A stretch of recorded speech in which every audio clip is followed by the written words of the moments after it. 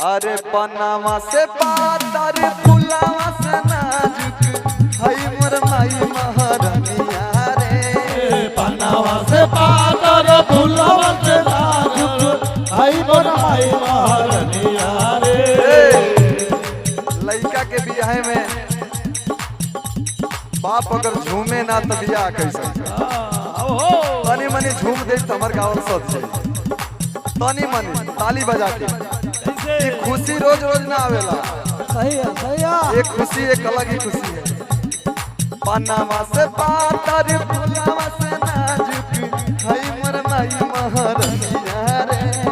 Panama से पातर फुलावा से नाजुक हई मोर माई महारानिया यही ना ए बबुआ के मम्मी रौरा कहाँ भागे ने? बबुआ के पापा जब हेजा बानी तो रौरा आई है ने आई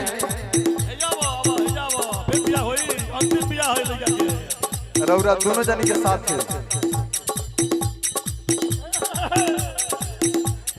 भाई शुभ दिन दोबारा ना आई फिर लड़का के बियाह ना है एक बार दोनों जनी के साथ लगे आवा तारी घरे मोरा सातो रे बहिनिया नजर ना आई है डाइनिया रे।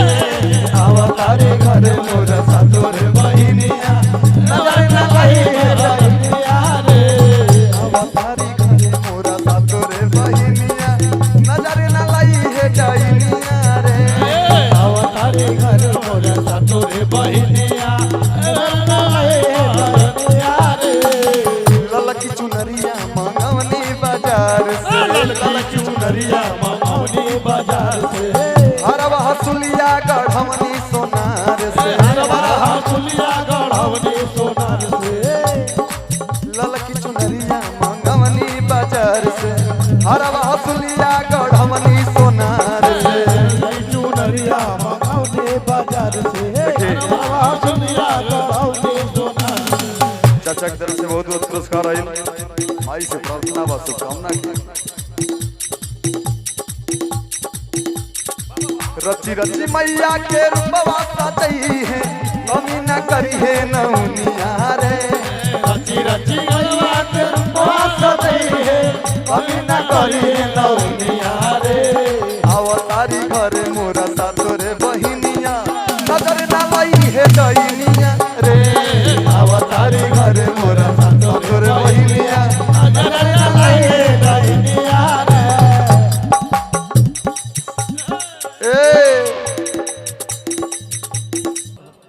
अरे काहे ना लगवाला पिया हो निमिया के काहे ना लगवाला पिया हो निमिया के गछिया।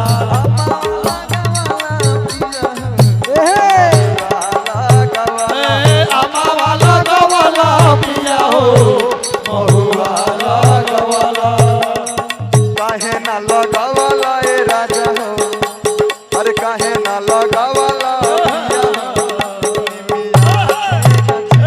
काहे ना लगवाला राजा हो निमिया के गछिया।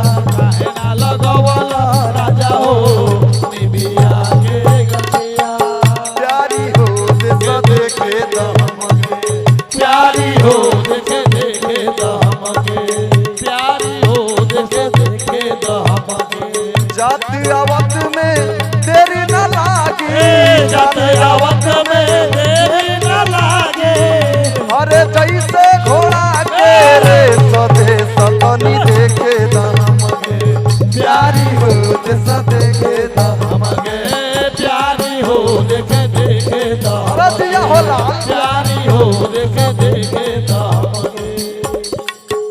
मन नाही भावे माई के पकड़ी थी पारवा मन नाही भावे माई के मुतई पिया रवा हो। अरे निमिये ह घर माई के निमिये दुआरवा निमिये हो घर माई के निमिये दुआरवा।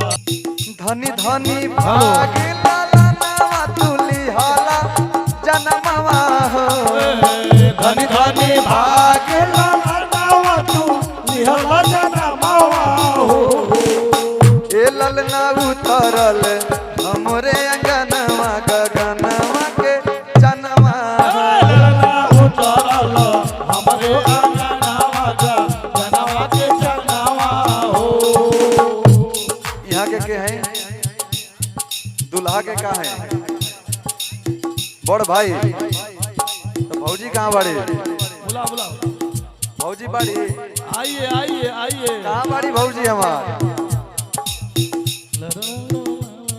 कैसे भौजी के भाव बा हई कमरिया धई के दाब हो हे बबुआ के पापा हई कमरिया धके दाब हो हे बबुआ के पापा हई कमरिया धई के दाब हो हे बबुआ के पापा हई कमरिया धई के दाब हो हे बबुआ के पापा। देखिए बहुत बहुत पुरस्कार आए माई से प्रार्थना बस शुभकामना के कमरिया धके दाब हो हे बबुआ के पापा हे कमरिया धके दाब हो हे बबुआ के पापा। सासू के बोलाई ले तो सासू नहीं आवेली सासू के बोलाई ले तो सासू नहीं आवेली सासू के बोलाई ले सासू नहीं आवेली सासू भैया के बहन का जाने वालों दू जाने कहाँ वालों बहन लोग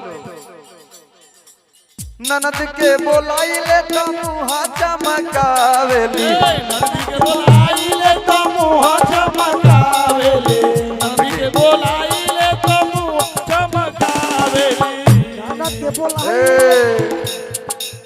बहनी की तरफ से बहुत बहुत पुरस्कार आए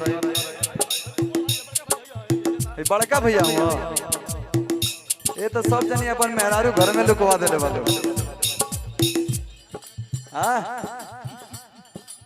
हई लहुरा देवर के बियाह में काहे भौजी लोग घर में लुकाइल बा सासू के बोलाई ले तो सासू नहीं आवेली सासू के बोलाई ले तो सासू नहीं आवेली सासू के बोलाई तो सासू नहीं आवेली ननद के बोलाई ले तो मुहा चमकावेली ननद के आई ले तो मुहा कि अपना मम्मी से नाता तोड़ ए बबुआ के पापा अपना मम्मी से नाता तोड़ ए बबुआ के पापा अपना मम्मी से नाता तोड़ ए बबुआ के भाई ये बहन है रामलाल गुप्ता जी की तरफ से 101 रुपया के पुरस्कार आए माई से प्रार्थना व शुभकामना के उन्होंने घर सोहर हो जा यही में उन्हों के सोहर हो जा